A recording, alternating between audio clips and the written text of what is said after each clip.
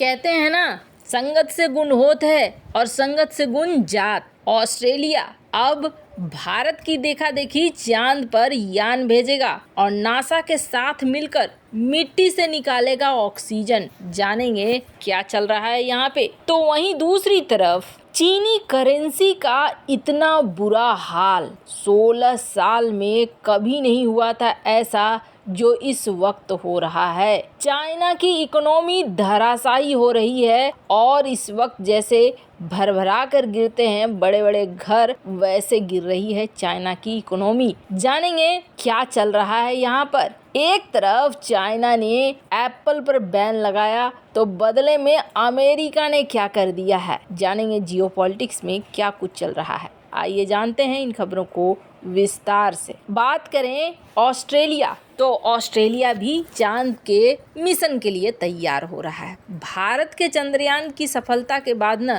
दुनिया भर में अलग अलग देशों ने मिशन मून पर फोकस करना तेज कर दिया है। सब सोच रहे हैं कि कोई पहले कब्जा न जमा ले। भारत के देखा देखी अब ऑस्ट्रेलिया भी चंद्रमा पर अपना पहला रोवर भेजने जा रहा है। हालांकि अभी तक इस रोवर का कोई नाम नहीं दिया गया है। ऑस्ट्रेलिया की अंतरिक्ष एजेंसी नासा के साथ मिलकर एक रोवर विकसित कर रही है। अगर सब कुछ ठीक ठाक रहा तो ऑस्ट्रेलिया भी 2024 में चांद पर अपना रोवर भेजने में सफलता हासिल कर लेगा। अब ऑस्ट्रेलियाई एजेंसी जो रोवर भेजेगा उसके साथ एक इम्पोर्टेंट काम भी करेगा। क्या काम करेगा तो आपको बता दें, ये रोवर चंद्रमा पर मिट्टी इकट्ठा करेगा और मिट्टी के मिलने के बाद नासा उस नमूने से ऑक्सीजन निकालने की कोशिश करेगा। और अगर नासा को इसमें सफलता मिल जाती है तो समझ लीजिए कि चांद पर लंबे समय तक मानव वहां रुक सकेगा, इसकी व्यवस्था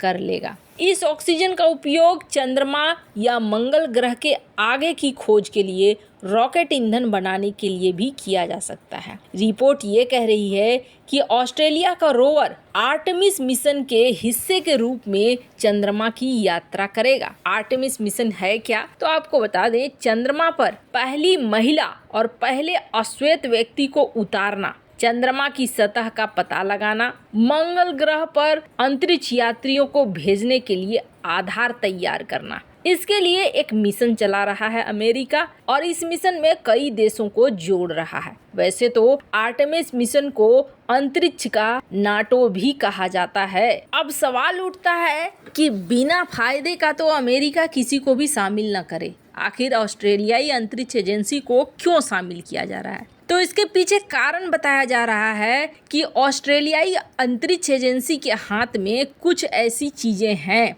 जिसमें वो माहिर है, जैसे कि रोबोटिक्स, रिमोट ऑपरेशन, ऑटोमेशन, इनके क्षेत्र में ये बहुत माहिर है। इसके अलावे ऑस्ट्रेलिया में दुनिया के सबसे बड़े खनन उद्योग होते हैं। चीजों को, मिनरल्स को निकाला जाता है और ये भी एक बड़ी प्रक्रिया है। अगर कल को चांद पर गए और चांद पे भी वहां से खनिज पदार्थ वगैरह निकालना हो तो फिर ऑस्ट्रेलिया का इस्तेमाल किया जा सकता है। आप सोचिए कि ऑस्ट्रेलिया खनन में कितना माहिर है कि ऑस्ट्रेलिया के पिलबरा में कुछ खनन होता है लेकिन इसको हैंडल किया जाता है पर्थ में, हजारों किलोमीटर दूर टीमों द्वारा नियंत्रित किया जाता है। रिमोट सेंसिंग, भूवैज्ञानिक सर्वेक्षण, रडार मैपिंग, खनिज अन्वेषण, इसमें विशेषज्ञता है ऑस्ट्रेलिया को। खैर, अभी तक अपने रोवर का कोई नाम नहीं दिया है ऑस्ट्रेलिया ने और ऑस्ट्रेलिया की अंतरिक्ष एजेंसी ने इस संबंध में एक नाम प्रतियोगिता की भी घोषणा की है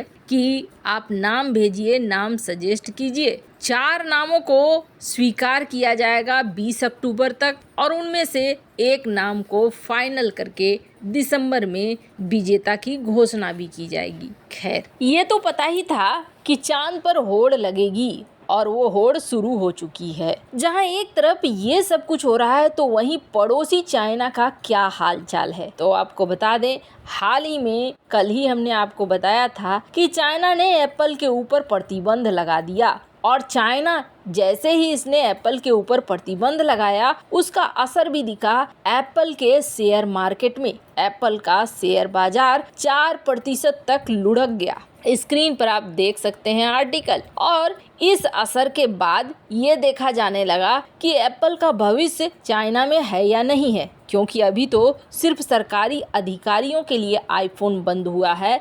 कहा जा रहा है कि ये मैटर और ज़्यादा बढ़ेगा और धीरे धीरे जिनपिंग किसी को भी इस्तेमाल करने नहीं देगा। वैसे भी चाइना अपने देश में जब अपनी बारी आती है तो बहुत ज़्यादा सख्त हो जाता है, ये देखने को मिल रहा है। खैर, जब चाइना ने ये सब कुछ किया तो देखिए उसके तुरंत बाद एक न्यूज आती है। अमेरिका का एफसीसी और उसकी चेयरपर्सन ये कहती है कि चाइना का क्विकटेल और फिवकॉम ये दोनों ही नेशनल सिक्योरिटी के लिए रिस्क हैं। स्क्रीन पर आप ये आर्टिकल देख सकते हैं। जेसिका रोजेनवॉल्सेल ये कहती हैं कि दो चाइनीज कंपनियां क्विकटेल और फिवकॉम वायरलेस ये काम करती हैं इंटरनेट से रिलेटेड और इंटरनेट केबल टेक्नोलॉजी देने का काम करती हैं। इनको कहा गया कि ये राष्ट्रीय सुरक्षा के लिए सबसे बड़ा खतरा है। अब समझ लीजिए, अगर ये कह रही हैं तो इसका मतलब ये हो गया कि इन दोनों कंपनियों के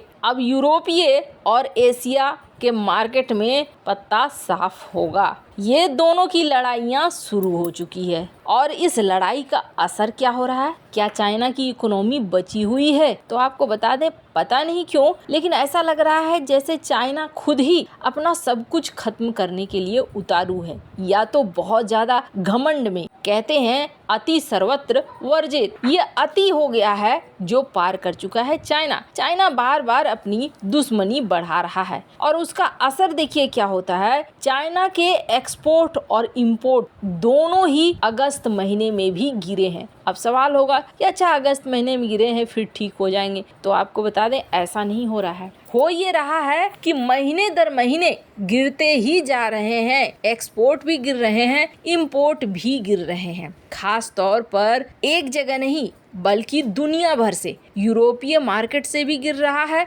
एशिया के मार्केट से भी और अमेरिका के मार्केट से भी। अब अपने ही देश में कितना माल बेचेगा चाइना? अगर बाहर के देश धीरे धीरे दूर होते जा रहे हैं तो अपने देश में संभव नहीं है कि पूरा का पूरा माल खप जाएगा, और खप भी जाए तो मुनाफा कहाँ से आएगा? और उसका एक रिजल्ट देखिए आप। स्क्रीन पर आप एक आर्टिकल देख रहे हैं। 16 साल छोटा मोटा समय नहीं होता है। 16 साल में पहली बार देखने को मिल रहा है कि युआन डॉलर के मुकाबले में न्यूनतम पे आ गया है। चाइना अपने बैंक को चाह रहा है कि बैंक सपोर्ट करे, लेकिन इसके उलट दिख रहा है कि 7.32 पर डॉलर पर पहुंच गया है, यानी कि $1 7.32 चाइनीज युआन हो चुका है। और बताया जा रहा है ये क्रम अभी और बढ़ेगा। खैर, इन सब मामले में आपकी क्या राय है? कमेंट कर जरूर बताएं। जल्द मिलते हैं अगले वीडियो में नई खबर के साथ।